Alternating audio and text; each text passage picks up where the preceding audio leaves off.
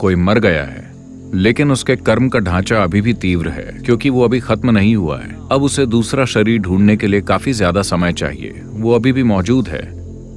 उसके कर्म का ढांचा जितना ज्यादा तीव्र होगा वो उतना ही ज्यादा दिखेगा या लोग उसको अनुभव करेंगे।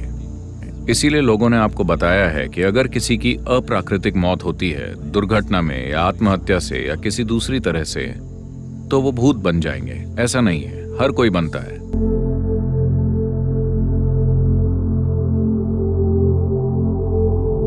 तो जब कोई इंसान मरता है तो जाहिर है कि भौतिक शरीर वो चीज है जिसे आपने धरती से उधार लिया था। तो शरीर सिर्फ धरती है ना? आप समझे?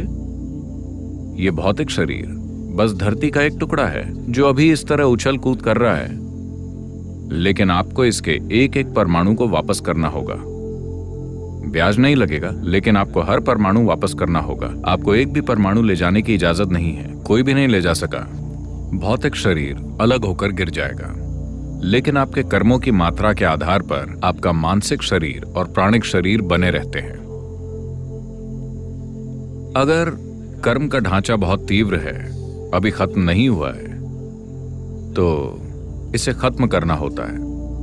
अगर कर्म कमजोर हो गया है क्योंकि यह अपना दौर पूरा कर चुका है, तब वो बड़ी आसानी से दूसरा शरीर पालेगा। अगर इसे नया शरीर पाना है तो इस ढांचे की तीव्रता को कम होना होगा, इसे निष्क्रिय होना होगा।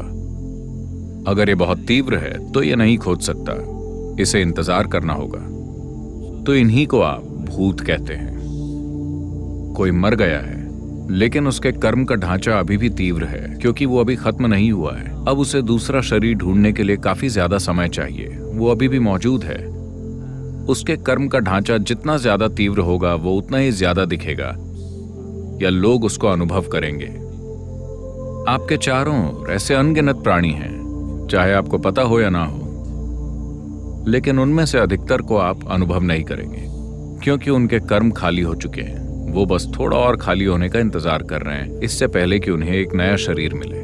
लेकिन अगर उनके कर्म बहुत तीव्र हैं, इसीलिए लोगों ने आपको बताया है कि अगर किसी की अप्राकृतिक मौत होती है, दुर्घटना में या आत्महत्या से या किसी दूसरी तरह से, तो वो भूत बन जाएंगे। ऐसा नहीं है, हर कोई बनता है। बस इतना है कि उन्हें आसानी से महसूस किया जा सकता है। वो आपके अनुभव के लिए ज्यादा उपलब्ध हैं क्योंकि उनका कार्मिक ढांचा ज्यादा तीव्र है। लोग ऐसे प्राणियों को थोड़ा ज्यादा अनुभव कर सकते हैं उनकी तुलना में जो बूढ़े होकर मरते हैं। अगर कोई अपने इस जीवन के लिए निर्धारित कर्मों को पूरी तरह पूरा कर लेता है तो वो बस यूं ही मर जाएगा, बिना किसी बीमारी के, बिना एक्सीडेंट के, बिना किसी चोट के। जब कोई व्यक्ति ऐसे मरता है बस यूं ही, तो वो कुछ घंटों में ही दूसरा शरीर पा जाएगा। तभी इस परंपरा में कहा गया है कि अगर कोई अपना जीवन पूरा करके शांति के साथ मरता है तो ये मरने का सबसे अच्छा तरीका है, क्योंकि उसे इंतजार नहीं करना पड़ेगा, नया जीवन तुरंत शुरू हो जाएगा। जब आप आध्यात्मिक मार्ग पर चलते हैं तब हर आध्यात्मिक साधक का अंतिम लक्ष्य होता है कि वो इस पूरी प्रक्रिया को तोड़ना चाहता है। या अगर इसे दूसरी तरह से देखें तो हम कह सकते हैं कि जिसे आप अभी अपनी आत्मा कहते हैं वो एक बुलबुले की तरह है। बुलबुले की बाहरी खोल आपके कर्म का ढांचा है, अंदर हवा है। मान लीजिए कि आप बुलबुला तोड़ देते हैं, आप बुलबुले को फोड़ देते हैं, तो हवा कहाँ गई? आपकी हवा कहाँ गई? अब आपकी हवा जैसी कोई चीज नहीं है, ये हर चीज का हिस्सा बन गई है। तो अब जिसे आप आत्मा कहते हैं वो काल्पनिक है, क्योंकि आपकी आत्मा या मेरी आत्मा या किसी और की आत्मा जैसी कोई चीज नहीं होती। अभी ये असीमितता एक सीमित कर्म के ढांचे में बंद है। तो इससे आपको ऐसा एहसास होता है जैसे कि ये एक अलग इकाई हो। अगर आप उन चाबियों को अलग कर देते हैं जो कर्म के ढांचे को बांधती हैं, तब ये बस ध्वस्त हो जाता है। तो मृत्यु के बाद का जीवन, अगला जन्म, इस सारी बकवास में विश्वास मत कीजिए।